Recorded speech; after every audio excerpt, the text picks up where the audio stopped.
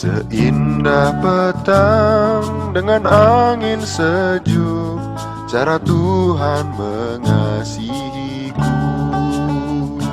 Tuhanku lembut dan penyayang, dan aku mengasihi Dia. Kasih-Nya besar, agung dan mulia, cara Tuhan mengasihiku.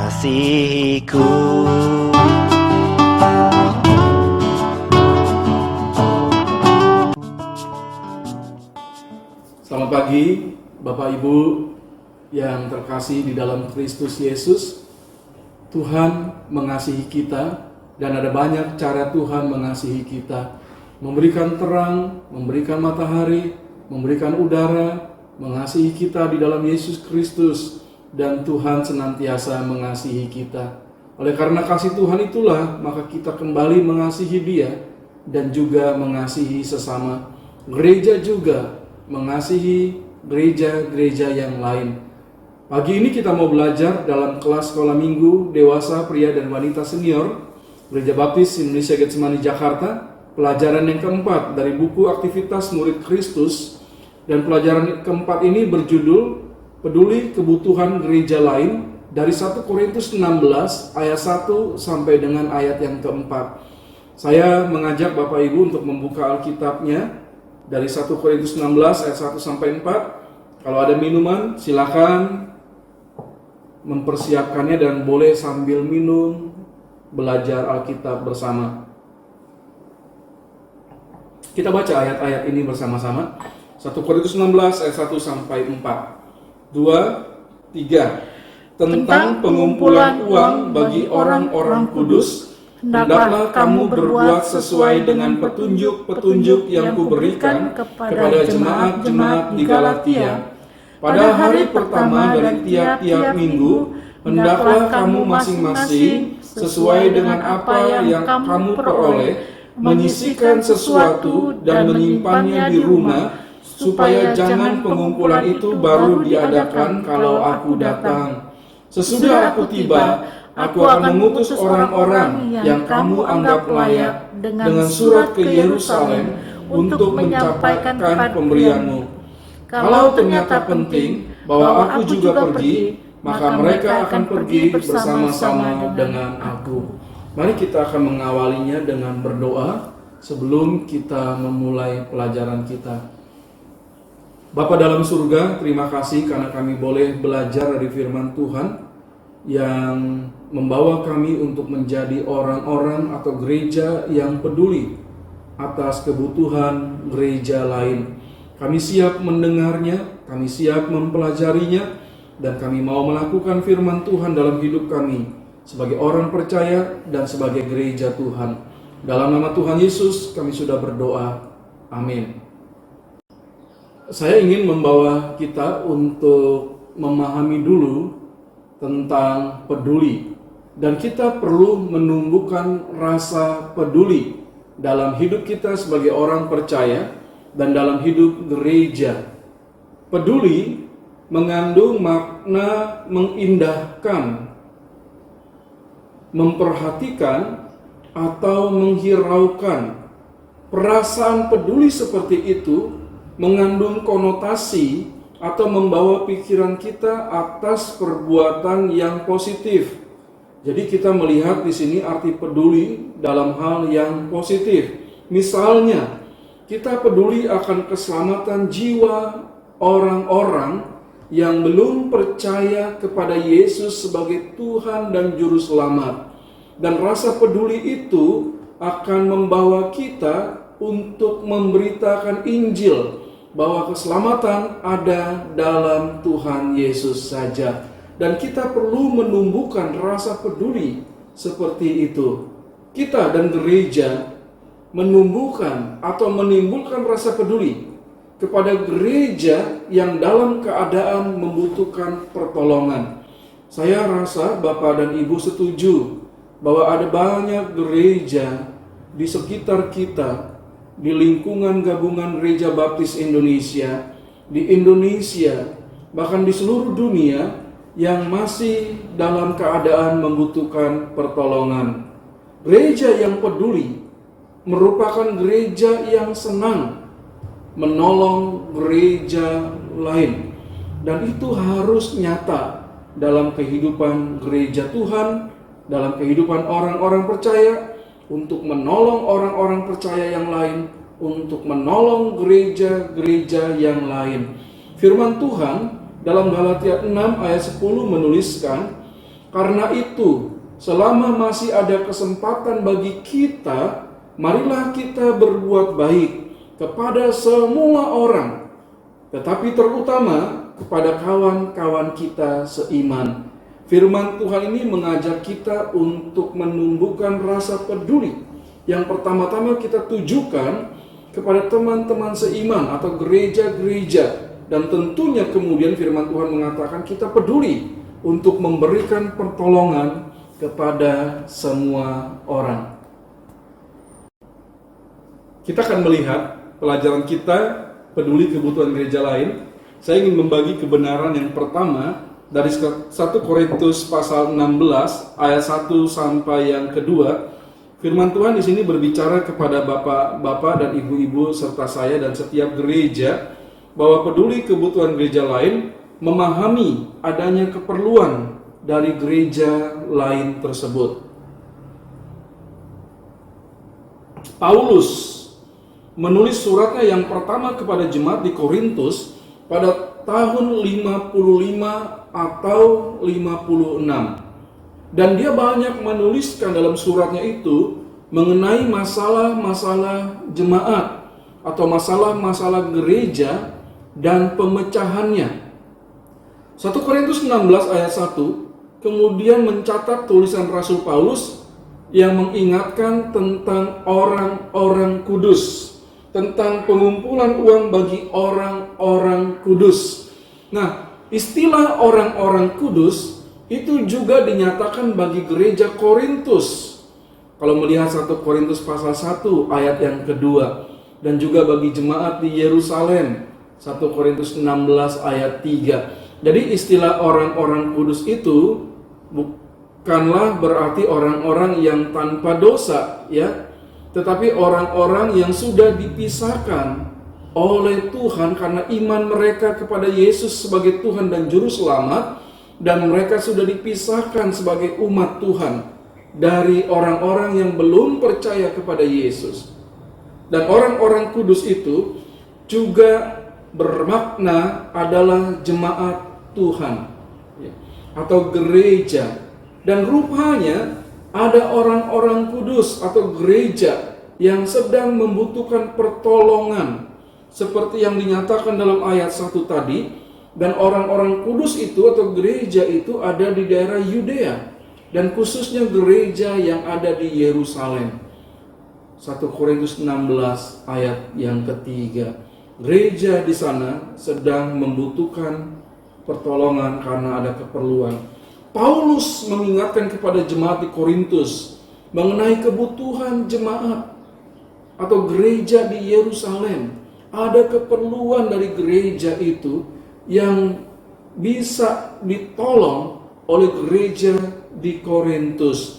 Paulus ingin jemaat di Korintus memahami bahwa gereja di Yerusalem sedang membutuhkan pertolongan uang dari jemaat di Korintus.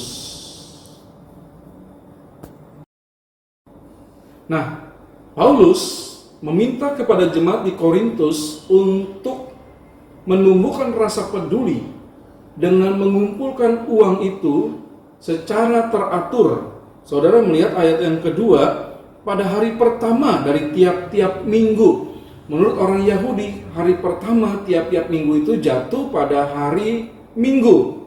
Jadi pada waktu itu orang-orang Kristen sudah mulai beribadah di hari Minggu, hari kebangkitan Yesus Kristus. Dan Paulus mengatakan secara teratur, kumpulkanlah uang ketika kalian bertemu sebagai jemaat, ya, setiap hari pertama dari minggu itu. Jadi setiap hari Minggu. Dan dikatakan juga secara pribadi, hendaklah kamu masing-masing.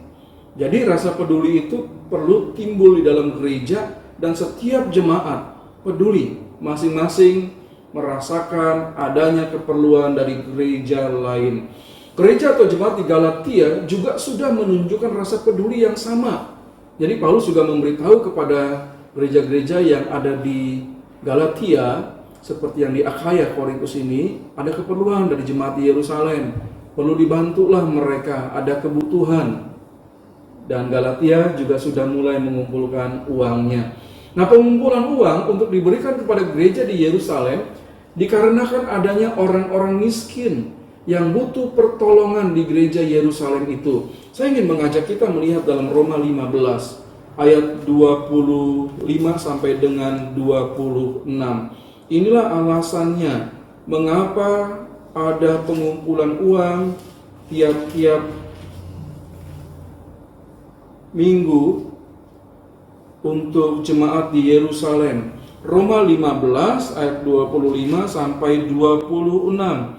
Paulus mencatatkan begini, "Tetapi sekarang aku sedang dalam perjalanan ke Yerusalem untuk mengantarkan bantuan kepada orang-orang kudus, sebab Makedonia dan Akhaya telah mengambil keputusan untuk menyumbangkan sesuatu kepada orang-orang miskin di antara orang-orang kudus di Yerusalem." Jadi ada orang-orang miskin di gereja itu yang butuh pertolongan, dan gereja Yerusalem juga tidak mampu untuk mencukupi kebutuhan orang-orang miskin itu. Jadi gereja-gereja lain diminta perhatian mereka, kepedulian mereka untuk memberikan pertolongan.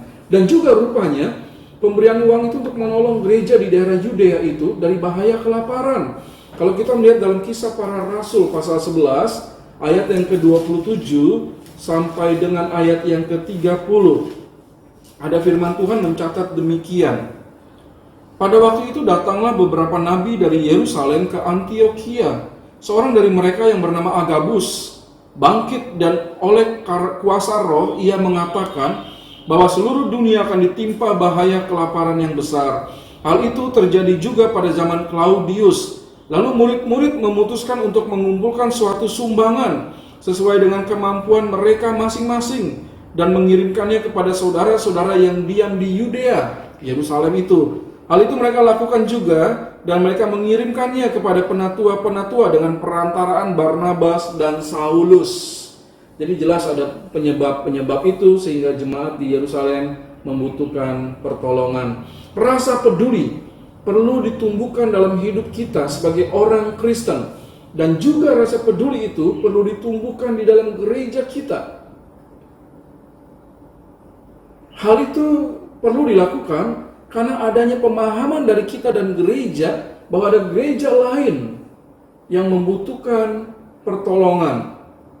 Pada masa kini, keperluan gereja lain yang bisa kita pedulikan. Saya mencatat berdasarkan pengalaman sebagai seorang gembala sidang, pendeta, dan juga melihat banyak daerah-daerah di Indonesia, gereja-gereja baptis, ada beberapa pertolongan yang bisa kita lakukan bagi gereja-gereja itu. Yang pertama, gereja kurang dana untuk menjalankan keberadaan gereja. Ya, keberlangsungan setiap kegiatan gereja, ada gereja-gereja yang tidak memiliki cukup dana. Itu sebabnya gereja baptis Getsemani menolong juga untuk hal-hal yang seperti itu, dan mencarikan bantuan dana untuk bisa disalurkan kepada gereja yang membutuhkan atau gembala sidang yang membutuhkan. Yang kedua, ada gereja yang membutuhkan gembala sidang karena mereka belum memiliki gembala sidang, dan itu ditolong oleh setiap gereja lain, menempatkan seorang gembala sidang untuk menggembalakan gereja itu, dan kemudian memperhatikan kehidupan gembala sidang yang ditempatkan di dalam gereja itu. Yang ketiga, ada gereja-gereja yang membutuhkan pemeliharaan tempat atau gedung gereja mereka. Gerejanya sudah tua, sudah banyak yang rusak, ya, sudah banyak yang bocor. Alang-alang di halaman gereja tumbuh dengan lebatnya, dan gereja nggak terurus, ya. Dan itu kita bisa membantu untuk pemeliharaan tempat atau gedung gereja seperti itu. Yang keempat, rupanya gereja itu terdiri dari jemaat-jemaat yang terdiri dari orang-orang miskin. Ada tambahan yang lain? Ya, bapak-bapak, ibu-ibu bisa melihat yang lain ya. Ada hal-hal lain yang bisa diperhatikan dari hal itu. Mari kita diskusikan bersama. Bagaimana cara kita memahami kebutuhan gereja yang perlu dipedulikan? Jadi ya kita perlu lihat keadaan gereja itu, kita perlu bertanya, kita mengetahui dengan jelas ya apa yang dibutuhkan oleh gereja itu untuk dapat kita tolong. Yang kedua, sudahkah kita secara pribadi dan gereja mempedulikan gereja lain yang membutuhkan pertolongan? Itu harus ya. Saya harus peduli kepada rekan-rekan gembala sidang, pendeta yang lain, dan gereja-gereja yang lain. Demikian juga gereja kita ya perlu peduli kepada gereja-gereja lain yang membutuhkan pertolongan. Itu yang harus kita lakukan. Kebenaran yang kedua, peduli kebutuhan gereja lain, saya melihat dari 1 Korintus pasal 16 ayat 3 sampai 4, itu kita perlu menunjukkan tindakan nyata memberi pertolongan bagi gereja yang membutuhkan. Berdoa perlu, sangat perlu sekali. Berbicara perlu. Namun yang terlebih utama lagi, setelah kita berdoa, kita memikirkan segala sesuatu, lalu lakukanlah tindakan nyata. Ya. Kalau hanya memikirkan, berbicara, tapi tidak melakukan apa-apa, itu ya tidak akan bermakna. Paulus menunjukkan tindakan nyata dalam rasa pedulinya. Dia bertindak, dia memotivasi. Yang pertama ya, dia memotivasi gereja-gereja atau banyak orang-orang kudus, orang-orang Kristen yang lain untuk memberikan bantuan bagi gereja yang membutuhkan. Lihat ayat yang ketiga. Sesudah aku tiba, aku akan mengutus orang-orang yang kamu anggap layak dengan surat ke Yerusalem untuk menyampaikan pemberianmu. Jadi kalau gereja di Korintus memiliki penatua atau orang-orang yang dapat dipercaya, Paulus berkata dia akan mengutus orang-orang itu ke Yerusalem dengan disertai surat bahwa inilah orang-orang yang dipercaya gereja Korintus untuk membawa sumbangan uang bagi jemaat di Yerusalem. Yang kedua, Paulus juga berinisiatif memberi diri untuk melakukan pemberian uang bagi jemaat di Yerusalem. Ayat 4. Kalau ternyata penting bahwa aku juga pergi, maka mereka akan pergi bersama-sama dengan aku. Jadi kalau jemaat di Korintus mengatakan, Paulus pergi jugalah ke sana. Ya mungkin karena mereka banyak sekali mengumpulkan uang. Waktu itu nggak ada uang kertas ya, koin. Jadi mungkin karena koinnya banyak, berat dibawanya, ya perlu beberapa orang. Atau perlu Paulus sebagai pimpinan ya untuk memimpin rombongan itu. Paulus berkata, saya juga akan pergi. Ini menunjukkan tindakan nyata ketika memberikan pertolongan bagi gereja yang membutuhkan. Paulus sudah melakukannya dalam rasa peduli. Dia memotivasi gereja-gereja untuk memberikan bantuan. Dia berinisiatif untuk memberi diri melakukan pemberian uang bagi jemaat di Yerusalem. 1 Korintus 16 ayat yang keempat. Jadi mari menunjukkan tindakan yang nyata ketika kita mengatakan saya peduli atau gereja peduli. Tidak hanya sekedar berbicara, wacana, atau hanya pemikiran, tapi juga dinyatakan dengan tindakan nyata dalam memberikan pertolongan. Rasa peduli kita nyata ketika tindakan untuk memberikan pertolongan dilakukan. Nah, apakah sekarang motivasinya ketika kita melakukan tindakan nyata itu? Beberapa hal saya berpikir dapat kita nyatakan sebagai motivasi kita yang baik, yang benar. Yang pertama, kita ingin menyatakan motivasi kita untuk memberikan pertolongan supaya Tuhan dipermuliakan. Dan saya rasa itu benar ya. Ketika orang atau gereja yang mendapatkan pertolongan dari kita, dia tahu kita orang yang percaya kepada Tuhan, mereka akan memuliakan Tuhan. Bersyukur ada gereja Getsemani menolong. Bersyukur ada jemaat yang menolong. Mereka akan memuliakan Tuhan. Yang kedua, ketika kita melakukan tindakan untuk memberikan pertolongan sebagai rasa peduli kita, kita tidak pernah mencari kehormatan bagi diri sendiri. Ya, kita tidak mencari kehormatan seperti itu. Hanya Tuhan yang perlu dipermuliakan. Yang ketiga, kita menyatakan dengan memberikan pertolongan itu, itulah gaya hidup kita sebagai orang Kristen. Lalu motivasi kita untuk menunjukkan saya bersuka cita karena saya dapat menunjukkan kasih dalam perbuatan tersebut. Jadi itulah ya motivasi yang murni ya. Bapak-bapak, ibu-ibu barangkali punya hal lain yang ingin dikatakan sebagai motivasi ketika melakukan tindakan sebagai rasa peduli. Ya bisa dinyatakan ya, bisa silakan berpendapat.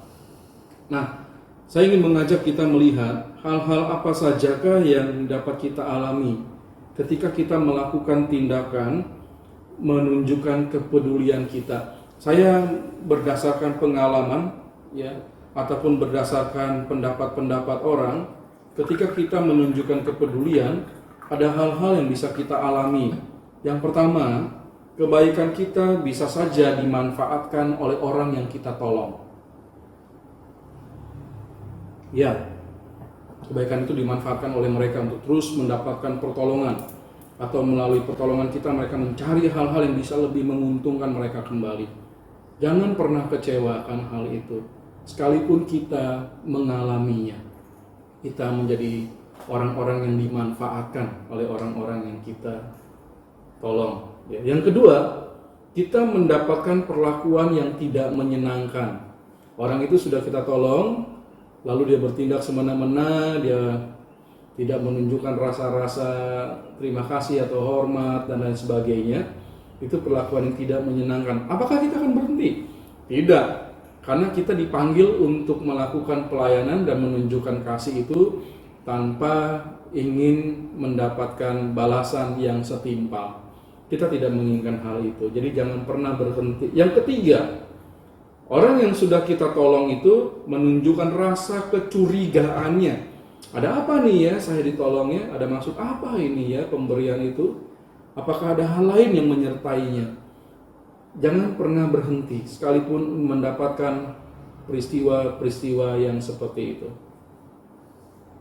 Nah, bapak-bapak dan ibu-ibu, gereja-gereja, apapun akibat dari perbuatan baik kita untuk menunjukkan rasa peduli menolong orang lain atau gereja, jangan pernah menyesalinya. Ya, kita tidak akan pernah menyesali sekalipun mendapatkan hal-hal yang tidak menyenangkan. Orang yang tinggal bersama kita memanfaatkan, orang yang sudah kita tolong nggak tahu diri istilahnya atau apapun juga, jangan pernah kita menyesalinya. Kita dan gereja juga tidak boleh menjadi jera, kapok ya, atau udah, tapi terus menunjukkan perasaan dan tindakan peduli atas gereja atau orang-orang yang membutuhkan pertolongan. Ya, ada banyak orang yang bisa kita tolong atau gereja tolong. Ada panti asuhan, ada gereja-gereja yang kurang mampu, ada gembala-gembala yang membutuhkan pertolongan, ada jemaat-jemaat yang hidup dalam sangat kesederhanaan. Kita bisa menunjukkan kepedulian untuk menolong. Kristus ingin kita tetap menunjukkan rasa peduli dan melakukan tindakan kita kepada orang-orang atau gereja lain yang membutuhkan pertolongan kita. Ayo tetap semangat ya melakukan hal itu. Jangan pernah berhenti, jangan lelah untuk melakukan perbuatan baik.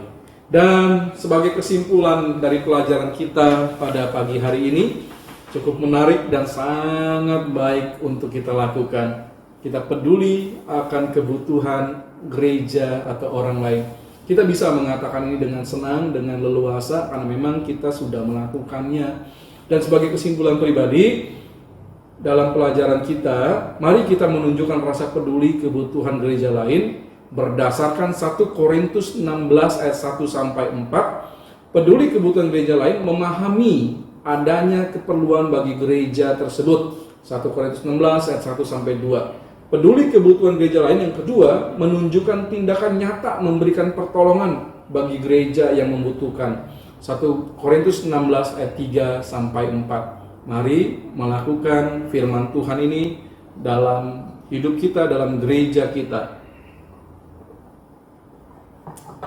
Kalau ada diskusi, saya senang kalau bapak-bapak atau ibu-ibu memberitahu, menelpon, mengirim berita, dan nanti kita bisa berdiskusi bersama. Kita terus setia belajar Alkitab, Dan sampai berjumpa minggu yang akan datang. Mari kita akan menutup pelajaran kita dengan berdoa. Bapa dalam surga, terima kasih karena kami boleh belajar untuk menjadi orang Kristen atau gereja yang peduli atas kebutuhan orang-orang lain atau gereja-gereja lain. Bapa, kami ingin terus melakukannya karena itulah kehendak Tuhan dalam firman-Mu. Terima kasih Bapa, berkati Bapak-Bapak dan Ibu-Ibu dimanapun mereka berada, siapapun yang ikut belajar bersama dalam pelajaran hari ini. Berikanlah mereka kesehatan, lindungi mereka dari segala yang jahat, dan Bapa berkuasa penuh atas kehidupan mereka semua. Terima kasih Tuhan, di dalam nama Tuhan Yesus kami sudah berdoa. Amin. Tuhanku lembut dan penyayang, dan aku mengasihi Dia. Kasih-Nya besar, agung dan mulia, cara Tuhan mengasihiku. Damai-Nya tetap besertaku, dan segala pengharapanku. Hidupku tentramku nikmati penuh, cara Tuhan mengasihiku. Cara Tuhan mengasihiku. Cara Tuhan mengasihiku.